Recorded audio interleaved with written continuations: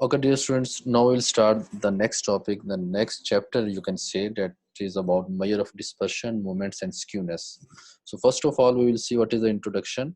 As you can see here, it is quite possible that two or more sets of data may have the same average. ये possible हो सकता है कि हमारे पास कोई दो different data set given हो और अगर हम उनका जैसे last lectures में हमने find out किया mean, median और mode, तो ये possibility हो सकती है कि कोई different data तो difference हो लेकिन उनका mean, median और mode जो है वो same आ जाए, ठीक है, but उनकी individual जो observation है वो different हो सकती है. So in that case हमें data के बारे में कुछ ज़्यादा information नहीं होगी. So we need to learn more. Thus, a value of central tendency does not adequately describe the data. कि ये जो हमने mean, median और mode जो होगा, ये हमारा जो data इसको adequately इसको describe नहीं करेगा. For this drawback, you can say हम इस जो भी given data है उससे related कुछ और भी चीज़ों को जानना चाहते हैं, कुछ और भी study करना चाहते हैं, ठीक है? We therefore need some additional information concerning with how the data are dispersed about the average. This is done by measuring of the dispersion, by which we mean the extent to which the observation in a sample or in a population vary about their mean. अब ये measure dispersion होता क्या है? A quantity that measure this characteristic, ये जो भी quantity होगी जो dispersion को measure करेगी is called the dispersion, scatter और वेरिएबिलिटी हम इसको कहते हैं, ठीक है. जैसे मैंने अभी आपको बताया कि टू डिफरेंट स्टेटस हमारे पास हो सकते हैं बट उनका मीन और या उनका मॉड या उनकी एवरेज सेम हो सकती है. तो हम फर्दर इंफॉर्मेशन फर्दर डेटा के बारे में हम जानना चाहते हैं कि ये किस तरह से डिस्पर्स है, किस तरह से स्कैटर है, किस तरह से इसकी वेरिएबिलिटी है. तो उन चीज़ों को जानने के लिए हम फर्दर जो है ये आज का जो लेक्चर्स में जो टॉपिक पढ़ेंगे वो हम सीखेंगे, ठीक है. इसमें जो डिस्पर्शन की there are two types of dispersion. One is known as absolute and other is known as relative. अब ये एब्सोल्यूट क्या होती है? An absolute measure of dispersion is one that measure the dispersion in the term of the same units, ठीक है. जो same units क्या हो सकते हैं? फॉर एग्जांपल हमें डेटा गिवन हो किसकी फॉर्म में, करेंसी की फॉर्म में है तो रुपीज हो सकते हैं, डॉलर्स हो सकते हैं या कोई और करेंसी हो सकती है. डिस्टेंस की फॉर्म में तो मीटर्स हो सकते हैं, वेट की फॉर्म में तो किलोग्राम्स हो सकते हैं. तो क्या होगा? तो जो एब्सोल्यूट मेजर होता है उसमें जो हमारे पास जो यूनिट्स होते हैं मेजर ऑफ डिस्पर्शन के वो सेम ही रहते हैं, ठीक है. The units of the measure of dispersion will also rupees, meters and kilograms. जबकि जो रिलेटिव मेजर होता है, रिलेटिव मेजर ऑफ डिस्पर्शन, उसमें क्या होता है? वो यूनिट्स पे डिपेंड नहीं करता. That may be the ratio, coefficient और परसेंटेज. इन चीज़ों से रिलेटेड हम बात कर सकते हैं, ठीक है. एब्सोल्यूट मेजर में ये होगा कि उसके जो गिवन डेटा है, जो उसके यूनिट्स हैं, उसी में हम उसकी मेजर ऑफ डिस्पर्शन करेंगे. जबकि जो हमारे पास रिलेटिव है वो इंडिपेंडेंट होता है इस ये जो यूनिट्स गिवन है उनसे. इसमें हम यू कैन से रेशोज हम फाइंड आउट करते हैं, कोफिशिएंट्स फाइंड करते हैं और परसेंटेज वगैरह जो है इस तरह की चीज़ें जो हम फाइंड आउट करेंगे. अच्छा, इस ये जो मेजर ऑफ डिस्पर्शन है इससे रिलेटेड जो टॉपिक्स हैं वो क्या है जो हम देखेंगे. The main measure of dispersion are the following. कौन कौन से टॉपिक्स होंगे? हम रेंज से देखेंगे, व्हाट इज रेंज. इसके अलावा we will learn semi inter quartile range और द क्वार्टाइल डेविएशन क्या होता है वो देखेंगे. द मीन डेविएशन और the average deviation, variance, standard deviation. We will learn all of these topics about this measure of dispersion. So first of all we will see what is range. Range क्या होती है हम उससे related चीज़ों को देखते हैं. As we have already learned about the range, this is very easy. कौन बताएगा आप में से? रेंज तो हमने पहले भी फाइंड आउट करना सीखा हुआ है. If the data is given then how can we find the range? जी, anyone, all of you, please raise your hand. I will unmute and then you will please give the answer of the question. Range कैसे find करते हैं? जी दिलपजीर बेटा बताएं आप. Sir जैसे biggest number और smallest number की जो हम रेशो लेते हैं उससे हमारे पास रेंज आ जाती है. इनके बिगर नंबर में से स्मॉलर नंबर को माइनस कर दें तो हमारे पास रेंज आ जाएगी. जी वेरी नाइस. हमारे डाटा में से रेशो कहा था वो रॉन्ग था, लेकिन जो आपने कहा है ना कि सब्ट्रैक्शन करते हैं, दिस इज राइट, ठीक है. जी सर सब्ट्रैक्ट करेंगे. सॉरी वो मैंने गलती से बोल दिया. हाँ वो रेशो नहीं है. ओके वेरी नाइस दिलपजीर, आपने भी हमें बताया कि रेंज क्या होती है. This is very easy and we have already learned. जब हमने वो टेबल ड्रॉ किए थे तो हमने ये चीज़ें सीखी हुई हैं पहले से भी। तो यहाँ पे भी रेंज क्या होती है इसको आप नोट कर लें। The range R is defined as the difference between the largest and the smallest observation. जो भी हमें डेटा गिवन होता है उसमें एक जो लार्जेस्ट ऑब्जर्वेशन और जो स्मॉलेस्ट ऑब्जर्वेशन है उनका जो डिफरेंस हम लेते हैं उसको हम कहते हैं range. And symbolically we can write it as like this. Please note down.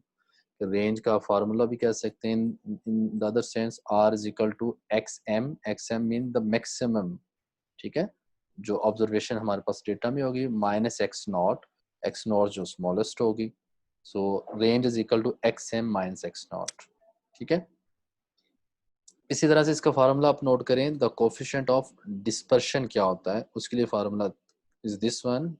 Eight the bottom you can say coefficient of dispersion is equal to range X M minus X naught, तो range ये divided by X M plus X naught, ठीक है। तो इस formula को भी आप note कर लें प्लीज।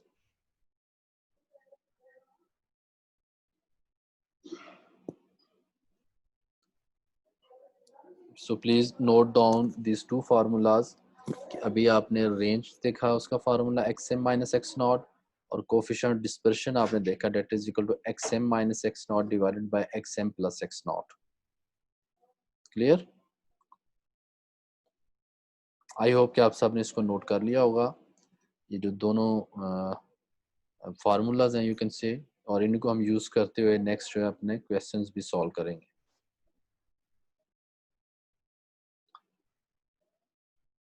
थैंक यू बेटा।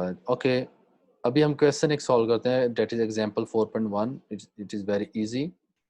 और इसमें क्या है देखें, marks obtained by 9 students are given.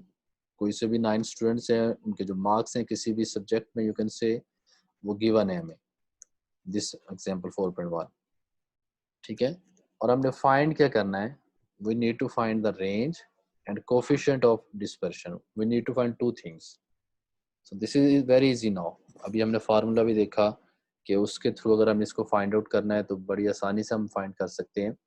तो किस तरह से आप रेंज फाइंड करेंगे? सबसे पहले आप देखिए इस डेटा में जो गिवन वैल्यूज है, इसमें जो हाईएस्ट मार्क्स या जो लार्जेस्ट वैल्यू वो क्या हमारे पास है 48 है, ठीक है।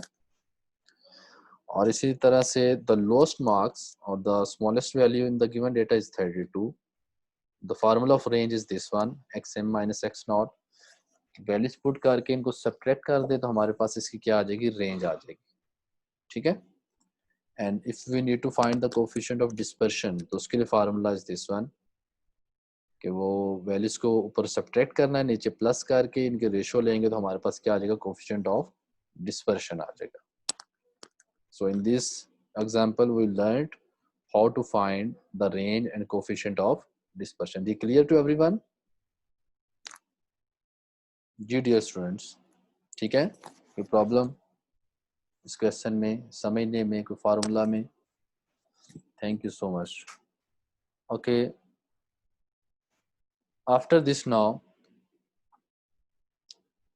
अब हम देखते हैं कि यहाँ पे हमारे पास इसी जो रेंज के बाद जो नेक्स्ट टॉपिक है हमारा, that is known as the semi interquartile range और the quartile deviation you can say. इसको हम कैसे डिफाइन करते हैं? The interquartile range is a measure of dispersion. ये भी मेजर ऑफ डिस्पर्शन है क्योंकि this all of this topics are related to dispersion. और इसको कैसे डिफाइन करते हैं? Define the difference between the third and the first quartiles. You know, last lecture में हमने स्टडी किया था क्वार्टाइल्स, जिसमें क्वांटाइल्स में हमने टाइप्स पढ़ी थी, क्वार्टाइल्स, डिसाइल्स एंड परसेंटाइल्स। तो उसी की क्वार्टाइल्स की बात की जा रही है। एंड ये ग्रुप डेटा के लिए भी हो सकता है और अनग्रुप डेटा दोनों के लिए हो सकता है। तो कैसे हम इसको डिफाइन करते हैं क्वार्टाइल डेविएशन को? This is difference between third and the first quartile and half of this range. इसको हाफ करके क्वार्टाइल्स का डिफरेंस लेके फिर इसको हाफ करते हैं तो हमारे पास क्या आ जाएगा, किसी भी गिवन डेटा का इंटर क्वार्टाइल रेंज हम इसको कहते हैं, ठीक है। इसको नोट कर लें इस फार्मूला को भी। Hope so we will solve some other questions by using these formulas। और इसी तरह से जो रिलेटिव मेजर जो इसका होगा कोफिशिएंट ऑफ क्वार्टाइल डेविएशन और सेमी इंटर क्वार्टर रेंज, उसका फार्मूला भी आप नोट कर लें, that is equal to Q3 minus Q1, ऊपर तो सब्ट्रैक्शन है और इस तरह से नीचे क्या आ गया Q3 plus Q1. So these two formulas we will use to find semi interquartile range. ठीक है, वो फाइंड आउट करने के लिए हम इसको यूज करेंगे, या अगर हमें coefficient of quartile deviation find out करना है तो उनके लिए हम ये दोनों फार्मूलाज को यूज करेंगे. आई होप कि आप सबने इसको नोट कर लिया होगा.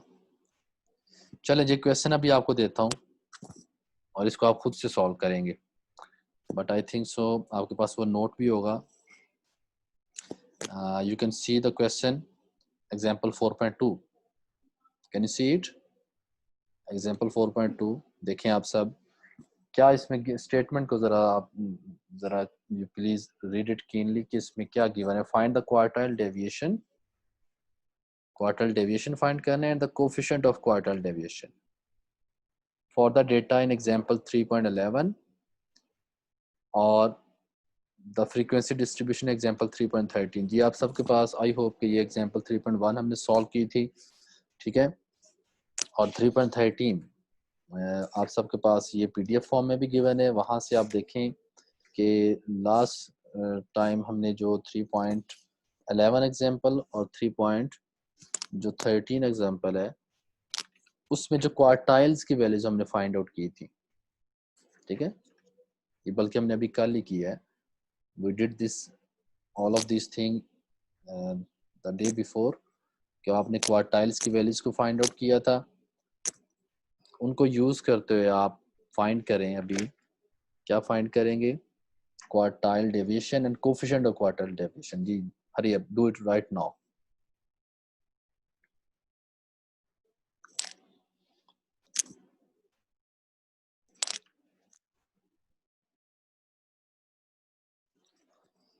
सॉल्व करें और शेयर करें अभी आप कि आपने इसको कैसे फाइंड आउट किया, ठीक है.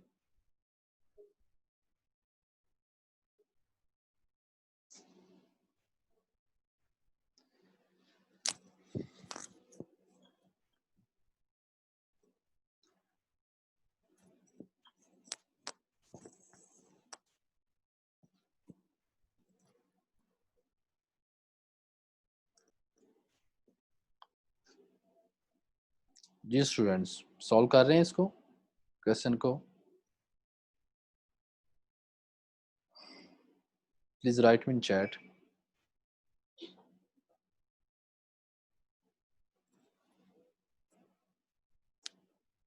Okay Mohammad Ishan, thank you बेटा. और Jain Khan, it's very nice. अगर आप सॉल्व करेंगे you will learn more about this, ठीक है. Please solve this example 4.2. It is very simple. Just आपने क्या करना है, उन एग्जाम्पल्स में से वैल्यूज को उठाना है और इस फार्मूलाज में पुट करके तो इसको आपने सिंप्लीफाई करना है.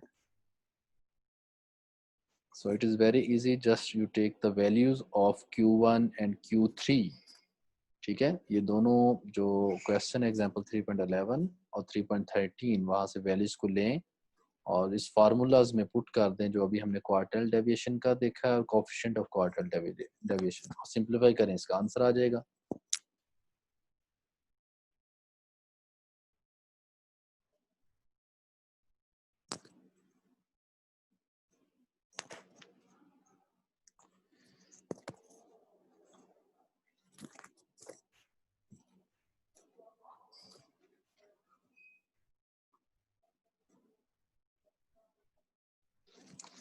ओके स्टूडेंट्स, अभी आप सब ने इसको सॉल्व किया होगा. I hope you tried to solve this question. This is very easy. मैं भी आपसे कह रहा था क्या किया. अभी आप सब ने एग्जाम्पल 3.11 में से Q1 की वैल्यू आपने उठाई होगी 36 और Q3 की, ठीक है. तो क्वार्टाइल डेविएशन के लिए इसको सब्ट्रैक्ट करके 2 से डिवाइड करें तो उसका आंसर आ चुका होगा, that is 4.5 marks. And similarly for coefficient of quartile deviation, उसका भी फार्मूला भी आपने देखा, that is equal to Q3 minus Q1 divide by Q3 plus Q2. Okay, divide किया 0.11 इसका आंसर आ जाए. And same to same in example 3.13 इसमें भी आपने Q1 और Q3 की वैल्यूज के लिए के पुट करना है और कोफिशिएंट क्वार्टाइल डेविएशन के लिए भी फार्मूला में वैल्यूज को पुट करेंगे, सिंप्लीफाई करेंगे. I hope this is very easy and you have solve this question. जी, any question about this range, या फिर अगर अभी हमने देखा सेमी इंटर क्वार्टाइल जो रेंज था उससे रिलेटेड, या कोफिशिएंट ऑफ क्वार्टाइल डेविएशन.